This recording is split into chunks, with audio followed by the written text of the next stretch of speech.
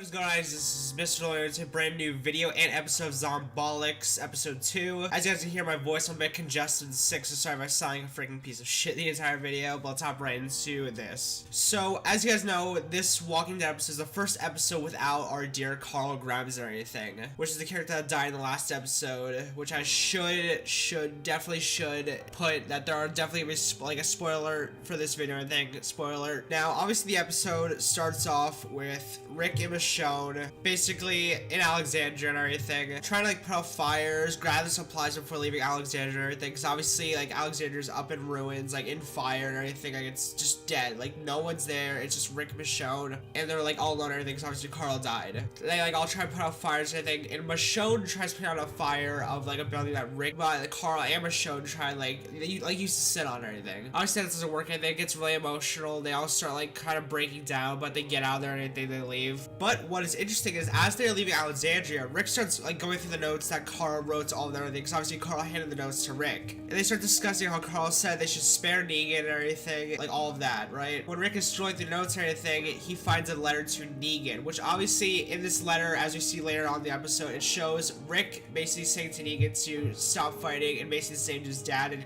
like Rick's note and everything, which is really crazy, I think, because it's been speculated before this episode or anything that Carl did write a note to like Negan or anything, or it was really smallly like theorized and everything. So yeah, Carl wrote a letter to freaking Negan basically saying that he got bit and like everything, like saying that like him and Rick and everyone else should come to peace or anything, which is really crazy or anything, because like Carl like hated Negan in the beginning, like he wanted Negan dead. Like when he had like attacked the sanctuary and everything himself, he wanted to kill Negan. But as time went on and everything, after Carl got bit and everything, he just wanted nothing but freaking peace. Like he wanted like peace to help everyone and like for everyone to just love each other. But then the like episode takes like a slight turn to Aaron and Eden over at Oceanside, because as you guys know, last episode, or I think the mid-season finale for season 8, Eden and Aaron like got captured and everything by Oceanside and everything, because obviously Eden killed, I think Cindy, her name is grandmother, while she was trying to attack Aaron or anything, which obviously that created conflict with them and everything, because obviously Cindy and her grandmother are basically the leader of the Oceanside community. So yeah, they were captured and they were brought to Oceanside and everything during like this episode. It just wasn't standard, because obviously Cindy wanted to kill him at first. Like, they tied him up there basically outside of like the bunk that they put Aaron and Eden in. They basically decided whether they want to kill him or not, which to be honest, it was really highly like that they were gonna kill him at first, but then Eden basically like said, if you kill us and punish us, you're basically being the saviors or anything. Now obviously after she says this, they're saying like, oh, if you kill us, Rick and the group will come looking for us and they will wipe you out completely and they will kill you all. And after that, obviously Cindy just listens.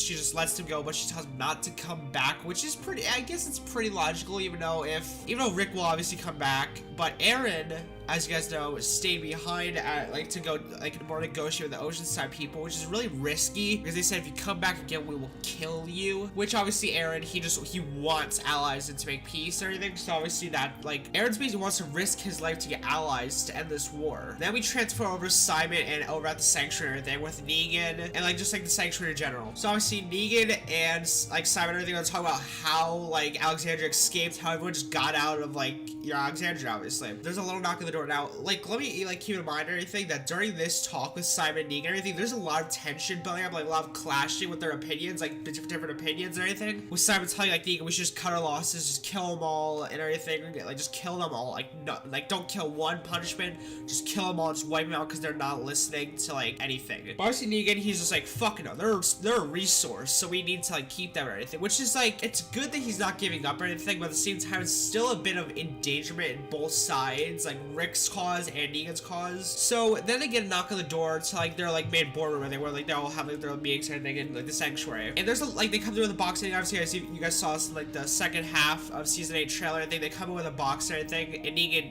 just takes a nail gun, just nail guns someone inside like this box.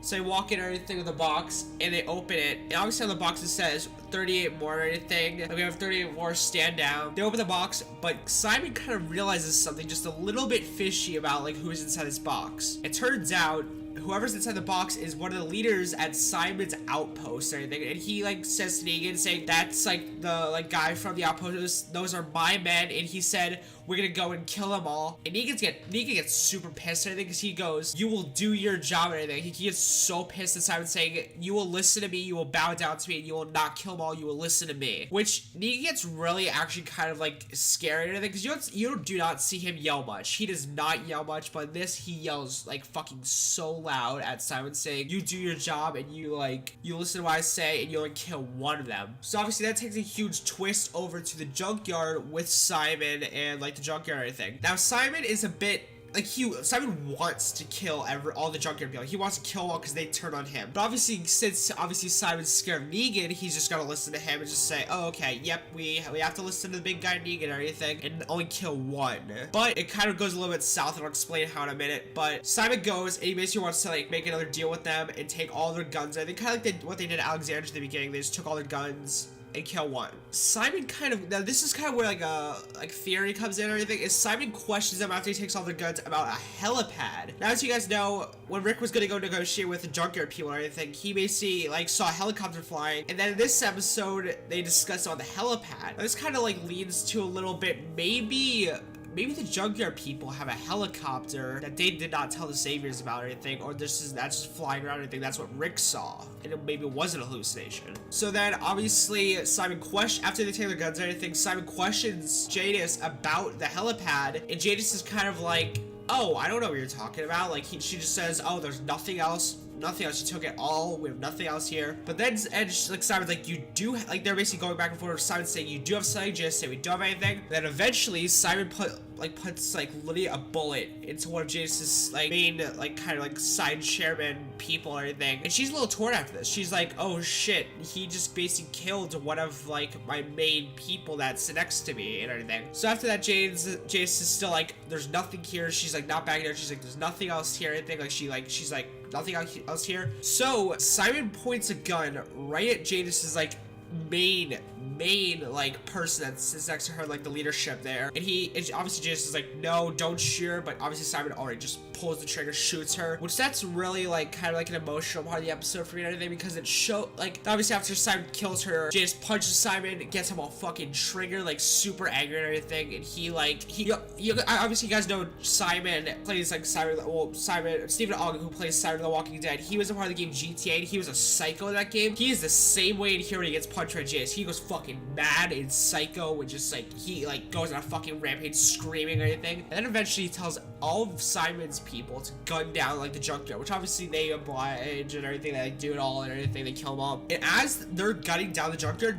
they obviously gun down everyone besides Jadis. She is fucking like torn during this, like her face is like, oh my god, like what, like she's like, so many things are running through her mind. She gets so emotional, and I think she starts like kind of like tearing up and everything. And obviously after this, Simon just leaves. He just goes, he's like, oh, I got all the fucking guns, I'm just gonna leave and everything. So Jadis, obviously, like it kind of cuts to Rick and Michonne after that and everything. Rick and Michonne, obviously, they're going to the Junkyard to like try to settle their deal with them. But as I just told you, as soon as Rick and Michonne get to the Junkyard, they have a rude awakening when all of the Junkyard walkers attack them or anything, because obviously they're all dead, they turn to walkers or anything. So Rick and Michonne, obviously they're running from all the Junkyard walkers or anything. They're just like, oh wait, whoa, Rick's like fucking stunned. He's like, what the hell happened here? They're all dead all of a sudden. So Rick and Michonne, they run to like this pile of trash, they run on top of like, they climb up the trash mountain or anything, they just like, go on top of anything, and they find Jadis broken. Like she's like in this like gown or anything, she's like broken, she's like crying, she's like, what's going on? Then she sees Rick and she's like, oh fucking hope. But what Jadis doesn't know is that Rick is not super happy with her, considering that, you know, she turned on Rick a little bit, but yeah, Rick is still managed to like want to make a deal, but he's still